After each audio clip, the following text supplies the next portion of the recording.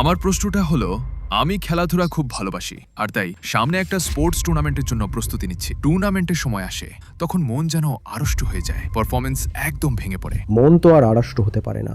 মন যদি সত্যিই স্থির হয়ে যায় তবে তার সোজা মানে হলো এখন ঠিক যেমন ওই বলটা মাঠের চারিদিকে ঘুরছে। মন আসলে আমার মাথায় ঘোরে যে যদি আমি জিতি তবেই আমি সামাজিক স্বীকৃতি পাবো। এটা শুধু স্বীকৃতি পাওয়া নিয়েই নয়, এখানে উপস্থিত সবার জন্যই প্রযোজ্য। তুমি যদি পরের মুহূর্তে কি হবে তা নিয়ে পড়ে থাকো, তবে কোনো ম্যাচ খেলবে যেটাকে সবাই খুব গুরুত্বপূর্ণ বলছে, তখনও আনন্দ করতে ভুলে যেও না। তোমার কোনো উদ্দেশ্য রাখার দরকার নেই, শুধু যুদ্ধ করো। কারণ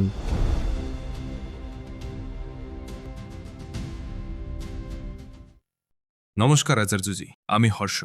আমি এখন থার্ড ইয়ারের ছাত্র আর প্রায় ১৩ মাস, না প্রায় ৩০ মাস ধরে আমি আপনার কথা শুনছি। ৩০ মাস আপনার পাশে বসতে পারাটা সত্যিই এক দারুণ অনুভূতি। আমার প্রশ্নটা হলো, আমি খেলাধুলা খুব ভালোবাসি আর তাই সামনে একটা স্পোর্টস টুর্নামেন্টের জন্য প্রস্তুতি নিচ্ছি।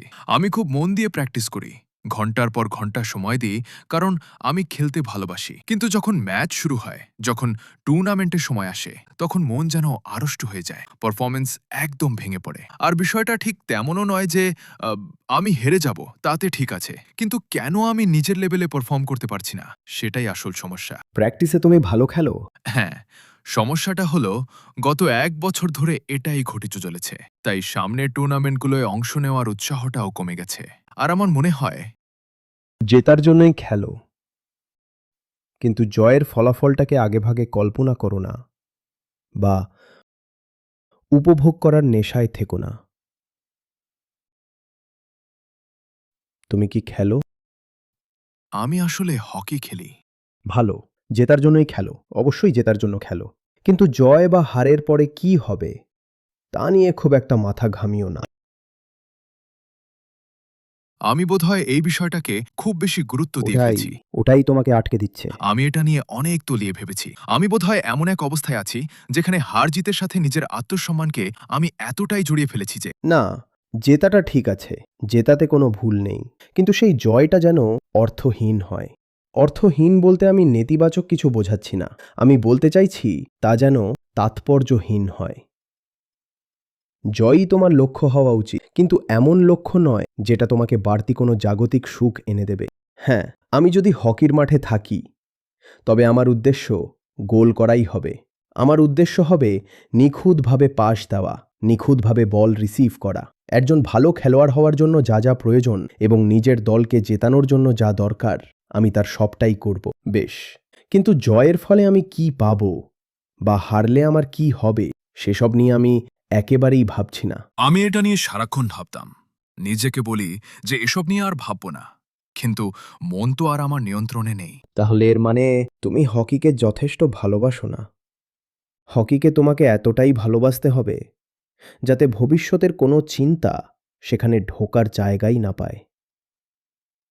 আসল কথা হলো, হকির ধরনটাই এমন যে খেলার মাঝে এমন অনেক সময় আসে যখন বল তোমার দখলে থাকে না, তাই না?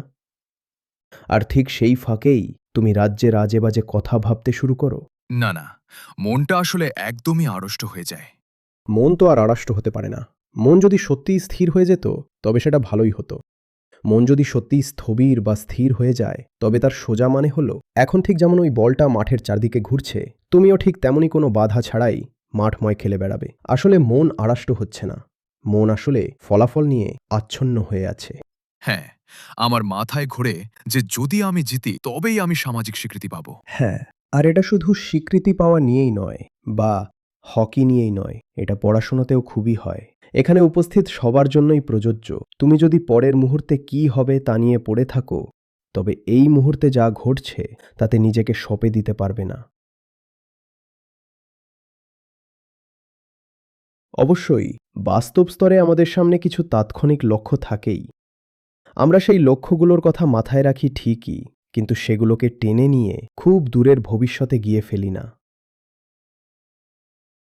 ভবিষ্যৎ নিয়ে ভাবা, ফলাফল আর ফলাফলের ফলাফল নিয়ে জল্পনা কল্পনা করা তোমাকে কেবল আটকে দেবে। তুমি এই কথা বলার সময়ও কি মনে মনে আগেভাগেই কল্পনা করছো যে আমার উত্তরটা ঠিক কেমন হবে? না, ঠিক তা নয়। সেই কারণেই তো আমাদের এই কথোপকথন এত সাবলীল। হ্যাঁ, তাই মনে হয়। আমারও তাই মনে হয়। এই কথাটা বলার সময় কি তোমাকে ফলাফল নিয়ে কিছু ভাবতে হয়েছিল? না, একেবারেই স্বতঃস্ফূর্তভাবে। না, এটা এমনিই মনে এলো। ঠিক একই ব্যাপার। আজকেই অস্ট্রেলিয়ান ওপেনের ফাইনাল ছিল। তোমার কি সত্যিই মনে হয় যে খেলোয়াড়দের এটা ভাবার সময় ছিল যে আমি যদি না জিতি তবে কি হবে? অথবা আমি যদি জিতে যাই তবে কি হবে? এটা আমার ২৫তম গ্র্যান্ড স্ল্যাম হবে। আমি সর্বকালের সেরা খেলোয়াড় হয়ে যাব। না, না, না, এসব কিচ্ছু না। তুমি যদি ওসব ভাবতে শুরু করো তবে তোমার ভেতর আর কোনো স্বতঃস্ফূর্ততা বাকি থাকবে না। আর এটা তো শুধু ফলাফলের কথা, কিন্তু তার চেয়েও বেশি করে এটাই প্রমাণ করে যে কাজের প্রতি তোমার ভালোবাসাটাই নেই।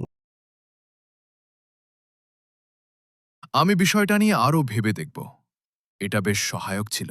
প্র্যাকটিস করার সময় আমি এসব কথা একদমই কারণ ভাবি না। হারজিতের ওপর তুমি নির্ভর নও। হ্যাঁ, আর সেই কারণেই আমি যখন প্র্যাকটিস করি, আমি খুব আনন্দে থাকি। লোকে আমাকে জিজ্ঞাসা মাঠের করে মধ্যেও যে কেন আনন্দ আমি করতে এত শেখো। খাচ্ছি। যখনই এমন কোনো ম্যাচ খেলবে যেটাকে সবাই খুব গুরুত্বপূর্ণ বলছে, তখনও কিন্তু আনন্দ করতে ভুলে যেও না। হ্যাঁ, হ্যাঁ। আচ্ছা, আপনাকে অনেক ধন্যবাদ। Thank you very much.